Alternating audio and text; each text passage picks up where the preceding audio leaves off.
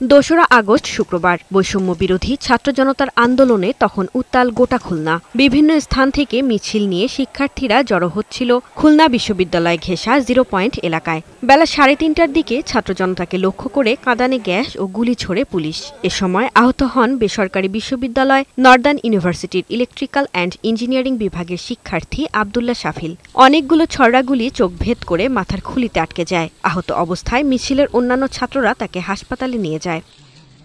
শাফিলদের বাড়ি খুলনার বাগেরহাটের মোরেলগঞ্জে। উচ্চশিক্ষার জন্য বাবা মা একমাত্র সন্তান শাফিলকে ভর্তি করিয়েছিলেন খুলনার নর্দার্ন ইউনিভার্সিটির ইঞ্জিনিয়ারিং বিভাগে। ওই দিনের ঘটনা বর্ণনা করতে গিয়ে শাফিল জানান, আন্দোলনের শুরু থেকে সক্রিয় ছিলেন তিনি। ওই দিন গণমিছিল বিশ্ববিদ্যালয়ের সামনে পৌঁছালে পুলিশ টিয়ার শেল ও শটগানের গুলি ছুড়তে শুরু করে। আমি পুলিশের অবস্থানটা শনাক্ত করতে চাই। তো অবস্থান শনাক্ত করার জন্য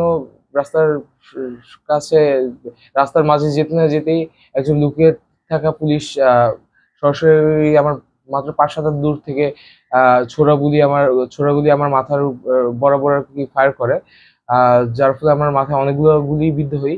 এখনো 3টা গুলি বের করা সম্ভব হয়নি, যার 2টো মাথার খুলির উপরে ভেঙে অবস্থান করছে এবং একটা চোখের মনি ফুটো করে অক্ষিগোলকের পিছনে যে অবস্থান করছে। খুলনা ও ঢাকার একাধিক হাসপাতালে শাফিলের চোখের চিকিৎসা হয়েছে।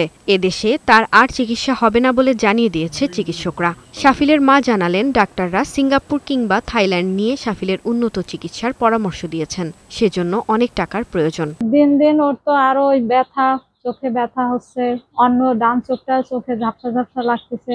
সঠিক ট্রিটমেন্টটা হয় সেইটাই আমরা চাই, যাতে ও চোখটাও আল্লাহকে ভালো করে দেয়, ওর ভীষণটা আল্লাহ ফিরিয়ে দেয়। ছেলের উন্নত চিকিৎসার জন্য সরকারের কাছে সহায়তা চেয়েছে শাফিলের পরিবার। ডেস্ক রিপোর্ট, বৈশাখী সংবাদ।